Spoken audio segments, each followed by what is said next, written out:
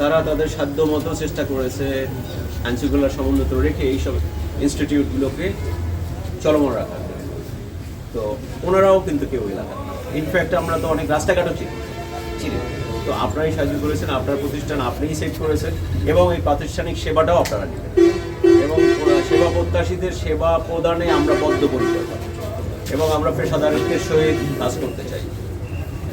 তো নিঃসন্দেহে আপনাদের সাহায্য সহযোগিতা দরকার, যেটা চলমান সাহায্য সহযোগিতা অক্ষুণ্ণ থাকবে, এবং এই থানা, এই পুলিশ স্টেশন, এই জেলা পুলিশ নিঃসন্দেহে আপনাদের সম্পদ, প্রপার্টিগুলো আপনাদের সেট করার দায়িত্ব আপনাদের, এবং আইন শৃঙ্খলা সমুন্নত রাখার দায়িত্ব আপনাদের। উন্নয়ন, অগ্রগতি, অগ্রযাত্রার হচ্ছে বলেন যে প্রধান নিয়ামক হচ্ছে আইন শৃঙ্খলা। আইন শৃঙ্খলা সমুন্নত না থাকলে আমরা অনেক কিছুই করতে পারবো। দেখেন যে কালকের একটা ডিক্লারেশনের পরে গতকাল আমি এই রাস্তায় দুবার চলেছি, দুবার। প্রাইভেট কারের সংখ্যা ছিল হাতে গোনা রাস্তায়, আমি পুরো রাস্তায় দেখেছি। গোবিন্দগঞ্জ থেকে এই পর্যন্ত 60টা ছোট গাড়ি আমার চোখে পড়ছে।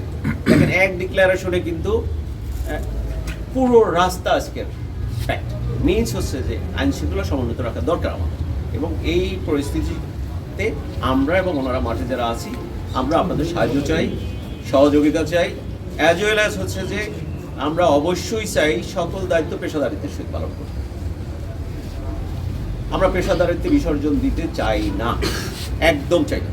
এই প্রক্রিয়ায় আপনাদের সাহায্য সহযোগিতা দরকার, এবং আমরা কাঙ্ক্ষিত এবং প্রত্যাশিত সেবা দানে বদ্ধপরিকর।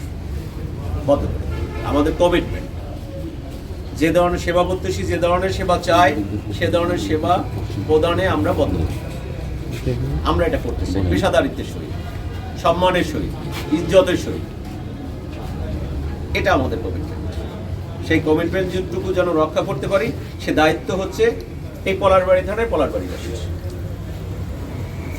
কোনো বিশৃঙ্খলা, কোনো নৈরাজ্য, কোনো যেগুলো কগনিজেবল অফেন্স, ধর্তব্য অপরাধ, এগুলো সংগঠিত না হয়। পূর্ববর্তীতে যেভাবে আপনারা ছিলেন, গত কয়েকদিন যেভাবে আপনারা এই থানা পুলিশের পাশে ছিলেন, ইন ফিউচার থাকবেন।